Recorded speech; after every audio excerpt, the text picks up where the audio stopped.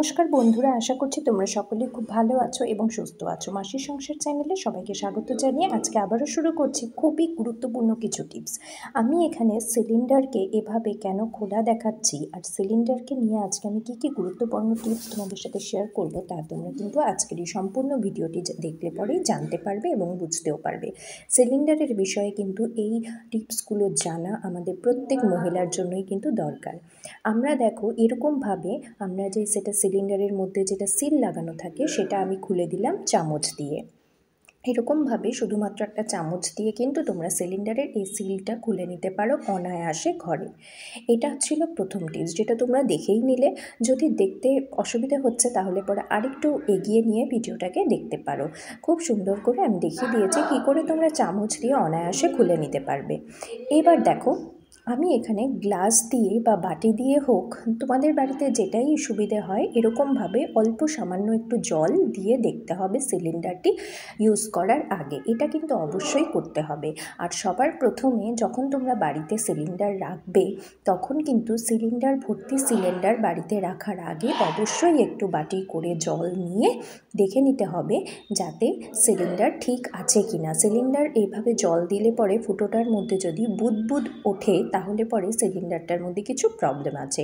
আর দেখো কোনো বুদবুদি নেই, তার মানে সিলিন্ডারটা একদম ঠিক আছে। তো এই যে টিপসটি, এটা কিন্তু প্রত্যেকের জানা খুবই দরকার এবং প্রত্যেকেই কিন্তু বাড়িতে যখন সিলিন্ডার রাখবে অবশ্যই কিন্তু এইভাবেই রাখবে যাতে কোনো অসুবিধে না হয়। আর যখন তোমরা সিলিন্ডারকে ইউজ করবে, লাগাবে বাড়িতে, মানে রান্না করার সময় যখন লাগাবে তখন কিন্তু এরকমভাবে অনায়াসে সিলটা খুলে নেবে চামচ দিয়ে। তারপর একটি বাটি বা একটি গ্লাস দিয়ে তোমরা অল্প সামান্য একটু জল দিয়ে আবারও চেক করে নেবে। একবার তো চেক করে বাড়িতে রাখবেই, তারপর কিন্তু আবারও চেক করে তারপরেই ভর্তি সিলিন্ডারটা ইউজের জন্য গ্যাসে লাগাবে, কারণ তাহলে পরে কোনো রিস্ক থাকবে না। বুদবুদি ওঠেনি, দেখো আমার সিলিন্ডারটা কিন্তু একদম পুরো ঠিক আছে। জল দেওয়ার পরে যদি এই ফুটোটার মধ্যে যদি বুদবুদি ওঠে তাহলে পরেই কিন্তু তোমাদের বুঝতে হবে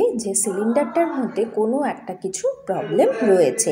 এই জিনিসটা কিন্তু আমি বারবার দেখাচ্ছি তোমাদের, এটা কিন্তু অবশ্যই তোমরা কিন্তু খেয়াল রাখবে।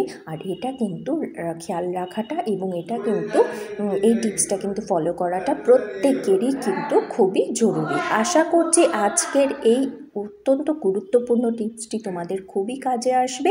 যদি ভালো লেগে থাকে প্রত্যেকের সাথে শেয়ার করে দেবে, সবাই যেন জানতে পারে, শিখতে পারে। আর আজকের দ্বিতীয় টিপস যেটা, সেটাও কিন্তু আমাদের মহিলাদের জন্য খুবই গুরুত্বপূর্ণ। দেখো বন্ধুরা, আমরা প্রত্যেকেই কিন্তু বাড়িতে শুকনো লঙ্কা সেটা বাজার থেকে কিনে নিয়ে আসি। শুকনো লঙ্কা অনায়াসে আমরা বাজারে যে কোনো গ্রসারি শপে হোক, যেখানেই হোক, আমরা শুকনো লঙ্কা বাড়িতে একটু বেশি করে নিয়ে আসি। আনার পর তারপর কিন্তু সেটাকে কিন্তু আমরা স্টোর করে রাখি। দেখো বন্ধুরা, এরকমভাবে আমরা শুকনো লঙ্কা বাড়িতে এনে স্টোর করে রাখি। তো আমি যেভাবে স্টোর করে রাখি সেটাতে কি হয় জানো, শুকনো লঙ্কা কিন্তু অনেক দিন পর্যন্ত আমাদের ভালো থাকে, মানে কোনো ধরনের কোনো ফাঙ্গাস পড়ে না, কিছু না।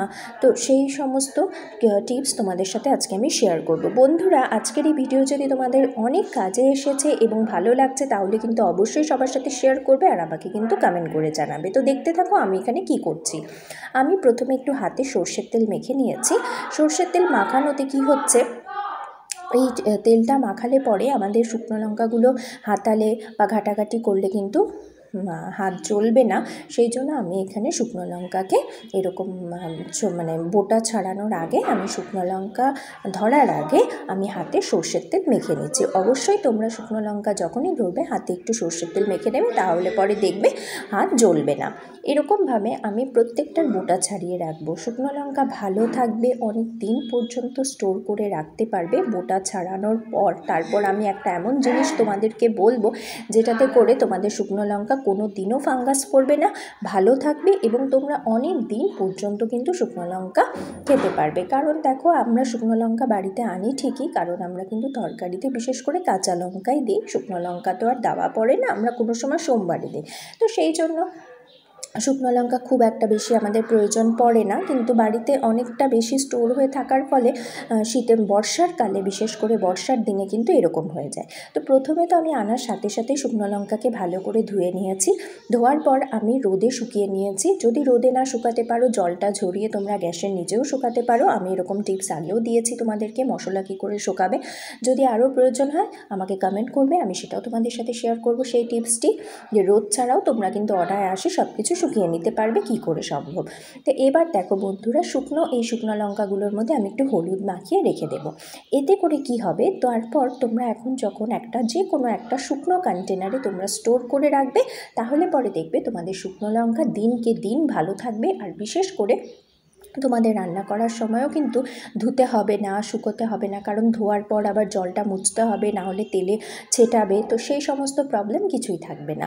তো তোমরা ভালো করে ধুয়ে শুকিয়ে এরকমভাবে যদি একটু বোটা ছাড়িয়ে হলুদ মাখিয়ে রেখে দাও, তাহলে পরে দেখবে তোমাদের শুকনো লঙ্কা অনেক দিন পর্যন্ত ভালো থাকবে, বাড়িতে স্টোর করে রাখতে পারবে। আশা করছি আজকের এই ছোটো টিপসটি তোমাদের খুবই কাজে এসেছে, এবং সিলিন্ডারের টিপসটা কিন্তু তোমরা অবশ্যই মনে রাখবে, আর এরকমভাবেই কিন্তু বাড়িতে সবসময় সিলিন্ডার ইউজ করবে। আজকের মতন এখানেই শেষ করলাম। ভালো থাকবে, সুস্থ থাকবে এবং প্রত্যেকের সাথে শেয়ার করবে।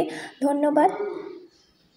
এবং ভিডিওর শেষে সবাইকে রিকোয়েস্ট করছি, যারাই আমার চ্যানেল নতুন বন্ধুরা আছো, চ্যানেলটিকে সাবস্ক্রাইব করে পাশে থাকা বেল আইকনকে প্রেস করে দেবে, যাতে করে এরকমই নিত্য নতুন টিপসের ভিডিও তোমরা সহজেই পেয়ে যাও। আর যারা আমার বন্ধুরা আমার সাথে আছো, তাদেরকে অসংখ্য ধন্যবাদ ভিডিও দেখার জন্য। প্রত্যেকের সাথে শেয়ার করে দেবে, লাইক করে দেবে। Thank you.